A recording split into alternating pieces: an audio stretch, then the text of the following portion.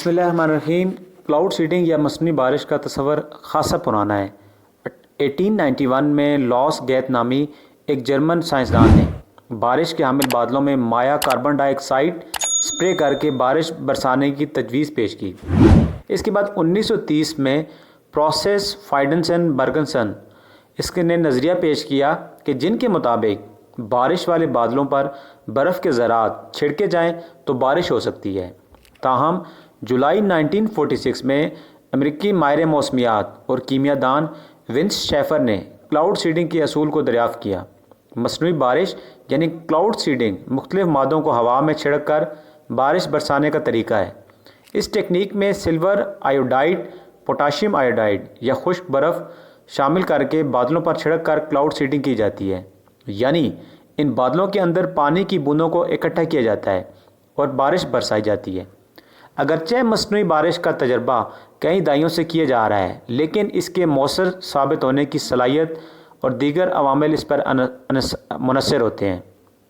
मसनूई बारिश के तजर्बात का जिक्र किया जाए तो ऑस्ट्रेलिया में Commonwealth scientific and industrial research organisation CSIRO ने 1947 और 1960 की दहाई के अवामिल में मसनूई बारिश के कई ट्रायल्स किए।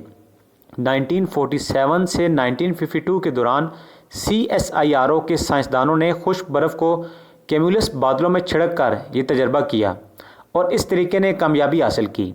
इसके बाद 1953 से 1956 के दौरान जनूबी ऑस्ट्रेलिया, क्वींसलैंड और दीगर रियासतों में इस तरह की आजमाइशें की गई। इन तजर्बात में ज़मीन और हवा से चलने वाले सिल्वर आयोडाइड जनरेटर्स का इस्तेमाल किया गया। 1955 की दहाई में इसके आखिर में और 1960 की दहाई के अवामिल में क्वींसलैंड के जजीरा नुमा कैप यॉर्क और न्यू साउथ वेल्स के न्यू इंग्लैंड डिस्ट्रिक्ट में और सिडनी के मगरब में ये क्लाउड सीडिंग की गई। थाईलैंड रेन मैग्नेटिक प्रोजेक्ट नवंबर 1955 में शुरू किया गया। थाई किसानों को बार बार खुशहाली के असरात का सामना करना पड़ा था, तो इस वक्त के बादशाह ने उसके लिए कुछ करने का अज़म किया और मसनूई बारिश को पानी की कमी का एक हल तजवीज़ किया। चीन इस वक्त दुनिया में क्लाउड सीडिंग का सबसे बड़ा निज़ाम चीन में है। चीन ने 2008 के ओलंपिक से पहले बीजिंग में क्लाउड सीडिंग का इस्तेमाल किया। भारत में शदीद खुशहाली की वजह से हुकूमत की तरफ से 1983, 1984, 1993 और 1994 के दौरान क्लाउड सीडिंग ऑपरेशन किए गए और इसके बाद 2003 और 2004 में कर्नाटक हुकूमत ने भी क्लाउड सीडिंग का आगाज़ किया और इसी साल रियासत मास्टर्ड में अमेरिका में कायम कॉरपोरेशन के ज़रिए क्लाउड सीडिंग ऑपरेशन किए गए। इसके बाद ईरान में जून 2022 में ईरान की एरोस्पेस फोर्स ने ईरान के 10 सूबों में क्लाउड सीडिंग के लिए ड्रोन इस्तेमाल किए। मुत्तहदा अरब अमारात खलीज फारस के खित्ते में क्लाउड सीडिंग टेक्नोलॉजी का इस्तेमाल करने वाला वो पहला मुल्क है।